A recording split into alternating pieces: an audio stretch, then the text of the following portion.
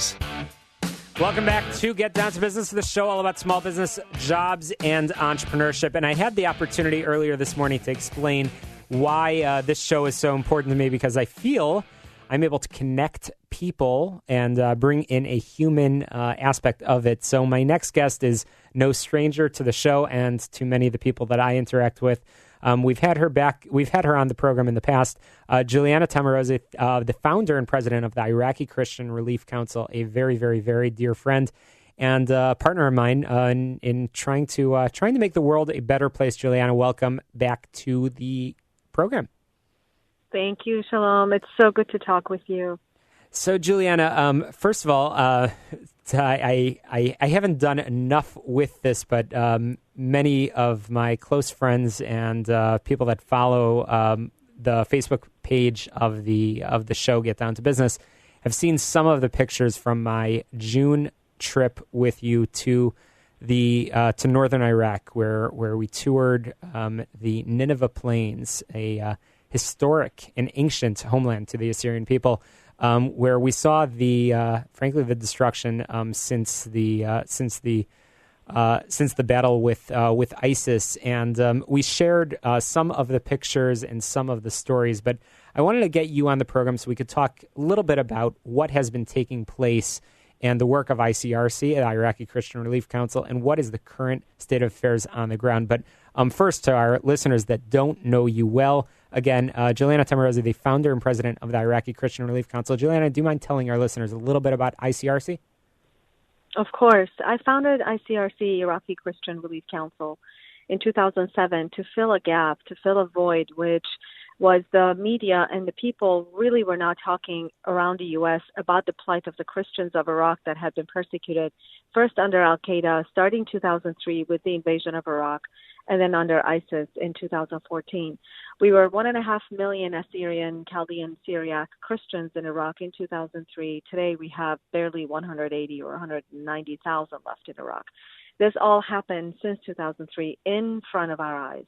And really, the world was not paying attention. So I founded the organization after speaking to Cardinal Francis George, who passed away a couple of years ago, of the Archdiocese of Chicago. And he recommended that I start this organization to raise awareness and ask for prayers.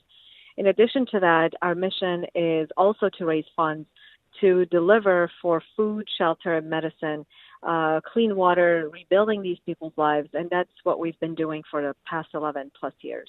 Absolutely. So, as I mentioned, we spent some time, about 10 days, in northern Iraq in late June. And one of the cities, we could talk for hours, but unfortunately we don't have that amount of time. We could talk for hours about the Nineveh Plains, but I want to focus on a city, on Karkos, which is a city that just a couple of years ago numbered 60,000 people, mostly all members of Assyrian Catholic and Orthodox churches. And the city was devastated. Juliana, tell us a little bit about the area and what the situation on the ground is. And of course, I do want to make sure we get to how people can help. The city of Karkos, or the Assyrian name for it is Baghdad. Like you said, we had about 60,000 Christians there. ISIS, when they started rolling through Mosul starting June of 2014, in August of that year, they devastated that city. And majority of the women that were kidnapped and sold in sex slavery were from that town. These homes have been either completely destroyed or partially destroyed. The destruction came through by burning certain chemical material. They burnt most of the homes or all of the houses. The structures, some of them are still standing. Some have been partially destroyed. Currently, the water situation is terrible there. The hygiene water, or water that is used for hygiene, either has a lot of chlorine that is injected in there. And as you know, when there is imbalance of chlorine in water, that causes skin disease and other diseases when people bathe with it or wash with it. Or it's as dark as coffee color. It's very muddy. So that is causing a lot of diseases to spread among the family members, among the families. But the city is slowly coming back. There are about 30,000 people that have returned to the city of Karkos, and we have built countless of homes there. which costs about $2,500 to build either an entire house, depending on the size, or make it livable for them to get out of the shipping containers that they were living in, or in terrible conditions that they were living in prior to the defeat of ISIS. We've also dug wells, and Shalom, you're my partner in this cause. We just wired $15,000 to that city for them to dig new wells to address some of this water system issue. So the need is great. People are in absolute need. And I always compare the current situation, to when people were liberated from the terrible camps, death camps in Auschwitz during the Holocaust time. And the Jews were returning to nothing, really. Their homes were taken away from them or were destroyed. And this is the situation that these Iraqi Christians are living in today. They're going back to destroyed homes or to nothing because they've been taken away from them. And this is where the Iraqi Christian Relief Council comes in to answer and to fill the void and to answer that call. Absolutely. So, Juliana, what really gets me going, and what I perhaps was the most inspirational part of our journey together, was talking to many of the people from towns like Karkos, but really throughout the area we were in. The Hook, as an example, and we talked with many of the youth, and these are individuals that were prior to 2014. They were in university and they were studying various programs. This one story stands out to me. There was a young man that was in veterinary school, and I mean, his home was taken away from him. We walked around and we saw the destruction, the devastation, and it really took a number. And it's very hard for people to call a place like this home. And that's why I'm beseeching, obviously, our listeners to hear the stories, to learn more about the stories, and we'll share some of the methods that people can do that, either through social media, but of course through supporting and donating to the cause. But these are people like you and I, and of course, we hear about water problems in the United States, but there's nothing quite like what I've seen in Karkos, and the work that ICRC is doing, the Iraqi Christian Relief Council, in trying to make these cities livable again and allow the Christian people, the Assyrian people, to come back home, is really life-changing, and I hope that we can shine a spotlight on that. So, Juliana, tell us a little bit of, most importantly, what can people do?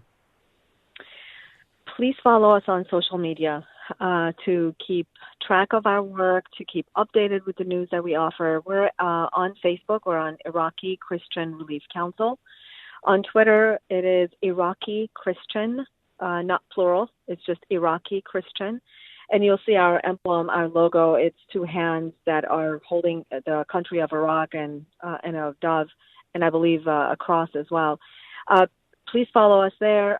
But even more importantly, we really need people to get engaged. It is your opportunity to make a difference in people's lives that, unfortunately, the American policy failed starting 2003. These people, like you said, Shalom, they were doctors, lawyers, engineers, students, and their lives were torn apart. And it is really, really on moral grounds, if not anything else, we are able to help. For a lot of people, $2,500 is a lot of money, but for many, it's not. And we could change generations by giving a home back to these individuals. Or if people want us to speak on this issue, if people want to hold small fundraising, every single dollar makes a difference. People can, what I usually encourage people to do is to become monthly donors. Monthly donations, even at $5 to $10 a month, makes such a huge difference in these people's lives. Shalom, since 2011, since 2007, we have changed hundreds and thousands of lives across the region. We've even reached those who have tried to settle in Australia, in France, and across the U.S. So every single dollar that comes in is spent so wisely on these people. And you have the key in your hand. You are able to make a difference in people's lives, people that you may never meet. But I guarantee you, for the last 11, 12 years I've been in this cause, I've been I've dedicated my life, Shalom, to this cause. I have seen miracles in people's lives. I meet people who've been raised really with donations that we've been given, and now they are giving back. Well, Juliana, you are literally changing lives, but you can't take on that burden on your own. It is up to all of us, all of our listeners, so please go to that website, IraqiChristianRelief.org, IraqiChristianRelief.org. Donate, get involved. There's so many opportunities to do so. Juliana, Taimoorazy, thank you so much for joining us. We've got to take a quick break right now for the headlines. We'll be back in just a little bit. The world